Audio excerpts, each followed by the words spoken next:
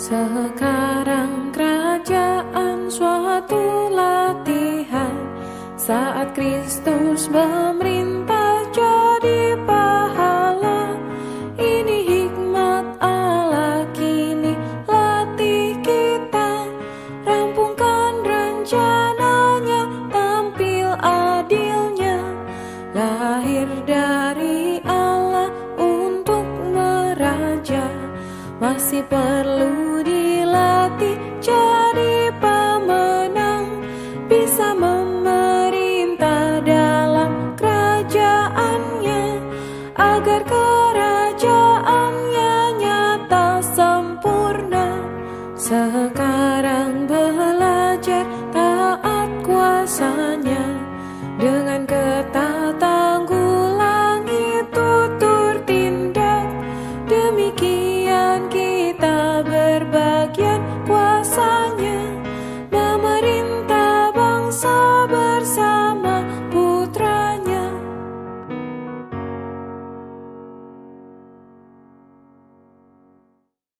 Belajar dan bekerja. Pembacaan Alkitab kita ambil dari kitab Matius pasal 25 ayat 19 sampai 21 yang berbunyi demikian. Lama sesudah itu, pulanglah tuan hamba-hamba itu lalu mengadakan perhitungan dengan mereka. Hamba yang menerima 5 talenta itu datang dan ia membawa laba 5 talenta. Katanya, Tuan, 5 talenta Tuan percayakan kepadaku, lihat, aku telah beroleh laba 5 talenta. Lalu kata tuannya itu kepadanya, baik sekali perbuatanmu itu, hai hambaku yang baik dan setia. Engkau telah setia dalam hal kecil, aku akan memberikan kepadamu tanggung jawab dalam hal yang lebih besar. Masuklah dan turutlah dalam kebahagiaan Tuanmu. Saudara-saudari yang dikasihi oleh Tuhan Yesus Kristus, di dalam perkara rohani, kita harus mengenal satu hal, yaitu waktu adalah untuk kekekalan. Sekali lagi, waktu adalah untuk kekekalan. Di dalam waktu kita melayani. Di dalam waktu kita menerima didikan dan latihan rohani sebagai persiapan agar berguna untuk masa yang kekal. Matius pasal 25 memberitahu kita, jika hari ini kita bisa belajar dengan baik, maka ketika Tuhan datang, Dia akan memberikan kepada kita tanggung jawab dalam perkara yang lebih besar. Hari ini adalah waktu kita belajar, supaya dalam masa kekekalan, kita dapat melayani Allah dengan sebenarnya. Tuhan melatih kita supaya makin lama makin belajar bekerja sama dengan Allah, berbaur dengan Allah. Ketika Allah membaurkan sifatnya ke dalam manusia, maka manusia berguna di tangannya. Berapa banyak kadar sifat Allah di dalam Anda, sebanyak itu juga kegunaan Anda di hadapan Allah. Kalau kadar Allah di dalam Anda bertambah sedikit, kegunaan Anda di hadapan Allah juga bertambah sedikit. Pertambahan kadar Allah bukan hanya terjadi ketika Anda membaca Alkitab atau berdoa, tetapi juga melalui pekerjaan yang Anda kerjakan. Kegunaan kita di depan Allah tidak lain adalah membiarkan Allah terbaur ke dalam kita sehingga hayat itu keluar. Namun, hari ini karena unsur ego manusia kita terlalu tebal, maka Allah tidak dapat memancar keluar dari kita. Semakin Allah berbaur ke dalam diri kita, maka lewat beberapa waktu Allah terpancar keluar dari Anda. Bahkan sejangka waktu kemudian, Allah terpancar lagi dari diri Anda, hingga terpancar keluar dengan leluasa dari diri Anda. Inilah hari ini. Inilah waktu kita belajar melayani Allah. Kita akan bekerja melalui belajar dan belajar melalui bekerja. Lalu apa yang perlu kita perhatikan di dalam belajar rohani? Dalam kitab Injil ada seorang yang bernama Petrus. Dia mengikuti Tuhan selama 3 tahun. Ketika mengikuti Tuhan, dia belajar atau bekerja? Dia bekerja juga belajar. Dia belajar apa? Tuhan Yesus membawa Petrus belajar bagaimana sifat Allah masuk ke dalam manusia. Dalam kisah Petrus menghalangi Tuhan Yesus pergi ke Yerusalem untuk mati. Padahal itu adalah kehendak Allah. Kasih Petrus yang sedemikian kepada Tuhan adalah menurut apa yang dipikirkan manusia.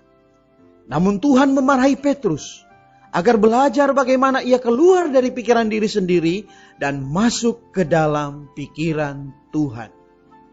Oh saudara-saudari, janganlah kita mengira asal kita mempunyai hati yang mengasihi Tuhan, ya sudahlah cukup. Asal ada hati melayani Tuhan, sudahlah cukup. Dari kisah Petrus ini, kita nampak ada kalanya kasih manusia kepada Tuhan mungkin berasal dari apa yang dipikirkan manusia.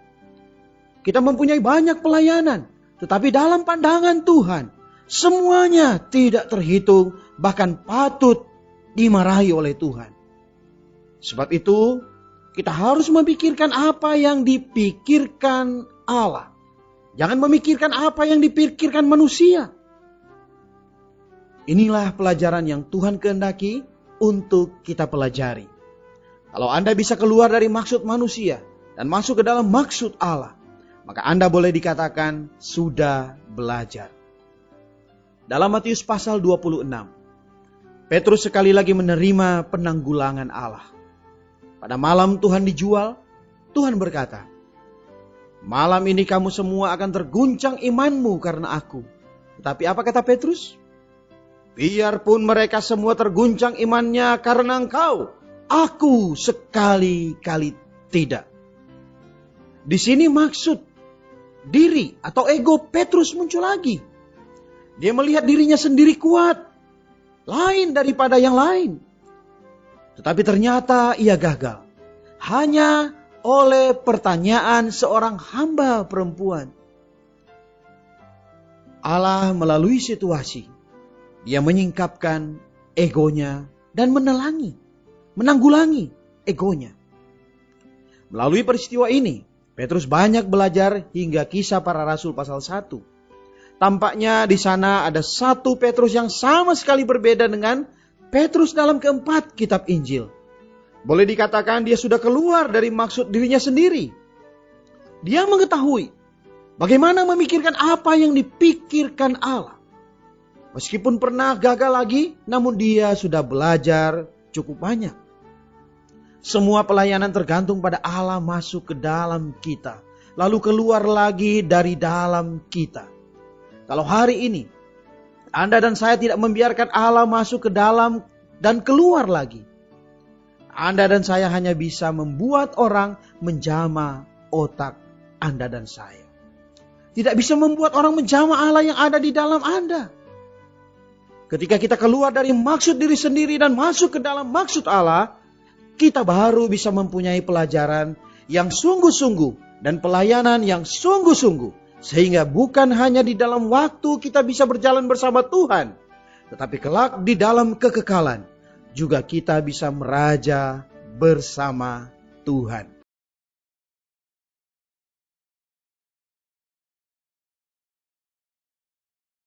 Campur ini dan itu, ya. Masyarakat kita kadang-kadang merasa, oh betul, katanya bisa menekan glucose spike. Ternyata ini sangat keliru. Karena semua minuman itu mengandung sejumlah kalori. Tidak ada satupun yang tidak menaikkan gula kecuali air putih, H2O. Jadi dikasih apapun itu berkalori pasti gula naik. Apalagi dalam bentuk cairan. Cairan masuk, langsung gula naik karena langsung diserap. Jadi kalau Anda takut kenaikan lonjakan gula, katanya nanti sesudah itu kalau makan nasi supaya gula tidak melonjak. Tidak, tujuannya itu bikin kenyang. Kasih buah boleh, makan buah dulu supaya itu kan ada serat. Cari apel, pir yang banyak seratnya. Kemudian makan campur dengan sayur dan sebagainya. Tidak akan melonjak karena seratnya banyak. Gula pelan-pelan naik gara-gara banyak serat sayur di sini.